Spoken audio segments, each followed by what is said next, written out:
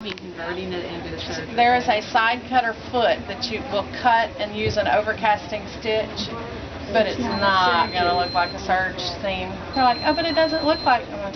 It's two totally different machines. They don't do the same thing at all. So what are we doing today? I'm going to talk about the edge joining foot again. I've probably showed this before, but I really like, and if you hadn't seen the little Audrey, did you talk about Audrey? No. Great for taking your embroidery machine, and you'll have it to embroidery, and then you have this one to sew on. It's lightweight, comes with a little carrying case, little foot pedal power cord. That table comes with it. They normally are $6.99, and we have them for $3.99. So, but I want to use the edge joining foot today to join two pieces of batting. I had scrap pieces that I didn't want to have to cut another piece, so I said, well, I'll just cut these two and sew them together. So the edge joining foot has the little metal guide in the middle. Put it to a zigzag, and I put it to the widest one, and I'm just going to bump up the two pieces of batting on either side of that guide.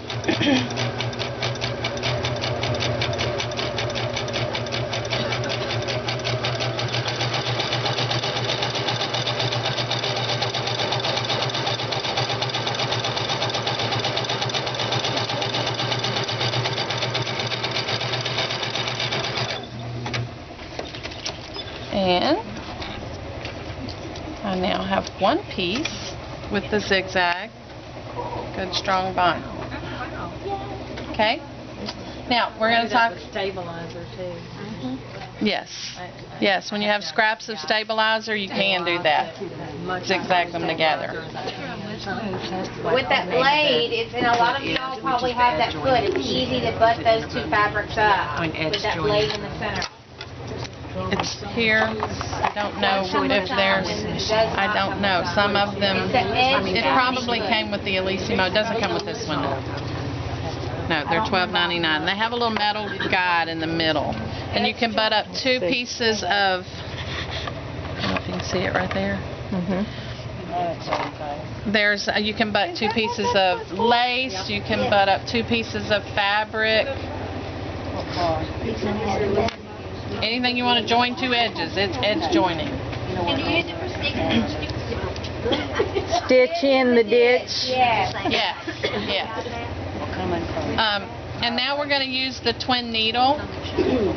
There are different sizes. They start about 2, go up to 7, I think. But you need to make sure that you have a 7mm width on your machine. Don't use a 7mm needle if you don't have a 7mm width. The difference between them is the space between the needles. So they start out at 2 and they go up to 7, they get bigger. Okay, I'm going to use about a 4. This is a 4. This is a 4 stretch, which would be good for knits and that kind of thing. Another important note, ask me how I know. Do not, you cannot pivot with your needle down. When you try to turn, it bends the needle. Ask me how I know. There is a flat side to it. The flat side goes to the back of the machine just like your regular one. So could you use the 7 in that one, or do you need to use the 4? Do you know if this one goes up to 7? I'm not sure. I think it, I'm not sure. Why did you decide to use 4? Because it's a good middle of the road one. Yeah, I need 3 or my, 4 is a good middle. Well, and I didn't want it really big. And so this would do like side-by-side top stitching real nicely, At the end of your t-shirts, right? your knits, shirts. Just a That's my reinforcement serger stitch. You know what, before I do that, I'm going to show you my quilt piece. You can't hide from me. This is our shop owner. Demonstrate today. You pin your top fabric going to the right and one going to the left. Okay. Then you just sew diagonally from one corner to the other. So I'll kind of go over that quilting before I change to the twin needle.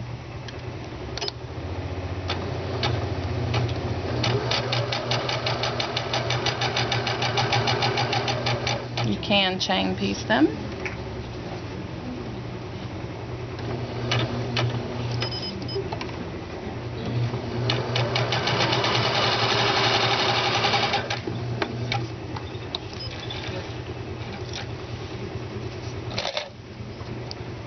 Alright, so now I have one white piece going this way, and I have the other white piece going the other way, so I make this design. Okay, so I have done that and then put several together. And you could do these as long as you wanted and make as many blocks as you wanted or whatever.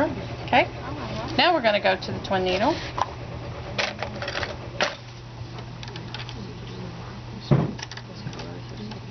That's cool. Hey, we look at This one's really tight. Get ready to sew on that. Are you? Yeah, As soon as that's she gets her okay. needle in. Get that unscrewed. There we go.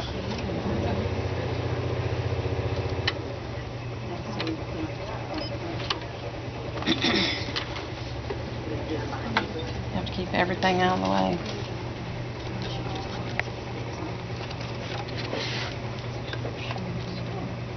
This will also do somewhat of a cover stitch.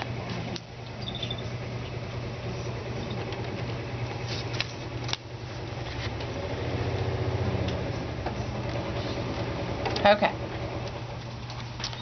Now what I have done, instead of having 2 spools of thread, I have just wound a bobbin in the orange that I'm going to use. And I'll use my, you have to have 2 needles. Don't forget, your needle threader will not work with a twin needle. You have to thread them by hand. Yes. Saw a mouth open. You can They thread won't. the machine together, but then when you get to the bottom, they have to go into their own needle slot, and it doesn't matter which one goes where. Put on my old lady specs. Oh, don't laugh. Even 12-year-old children wear glasses. Same position. Yeah.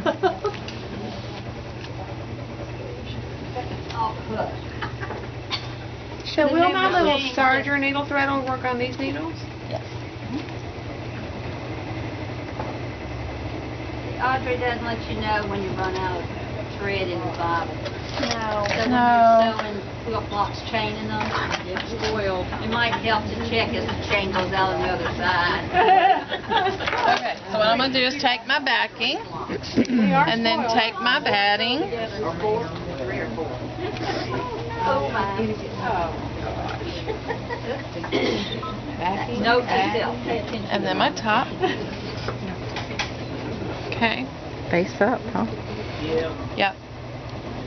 Face up, wrong side up, batting, and then right side up on. Yep, quilt sandwich.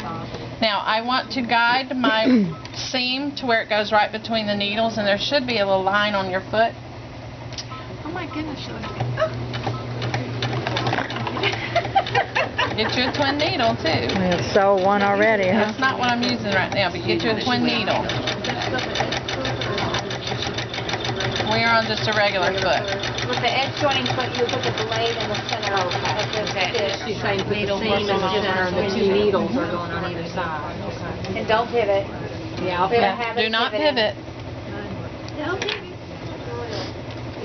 Go to the next line.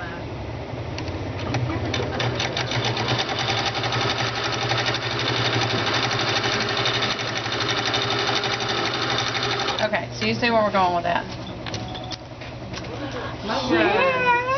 Mug rug. And look at the back. Now see here at this point right here, that's where I wanted to pivot and go back down. It didn't work. So you'll have to take that part to your sewing machine. Okay. The edge joining foot was used stitching in the ditch on the binding though. We'll pass that around. You want to get a close up of it real quick? I need one of those footies. Which one, buddy? The edge one. Are these all you have? No, we have one. Okay. Alright, now, your t-shirts, stretch knit. I've just folded up about a ½ inch. What size did you? The only bad thing is you have to do this from the top side, not the bottom, because you want the 2 stitches on top. So you kind of have to go by feel of the raw edge that's folded on the inside.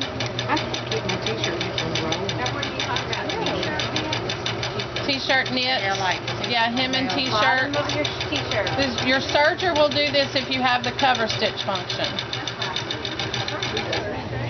With those that don't have the cover stitch serger. And see, I missed it. I got it part of the way, but I missed it. So, but you have that stitch, and you still maintain the stretchability. Now, you can use stay tape. You can't see it because it's black, but there's a little piece of stay tape that I have fused onto the edge. It also gives me a place to fold. I'm going to fold up at the fuse tape. Okay?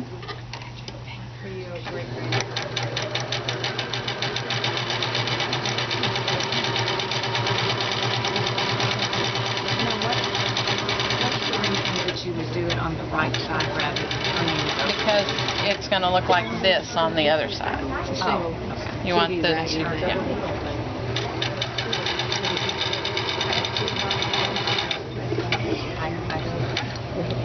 Yeah, the back side. I caught it that time. That's what she was talking about. And the stay tape seems to help it not pucker. See how straight and flat, and this one's wanting to kind of pucker up a little bit. Great hooker. What's stay tape? Stay tape, it's right, it's called woven stay tape, and it's fusible on one side. And I'll pass that around too. That was quick. Thank you.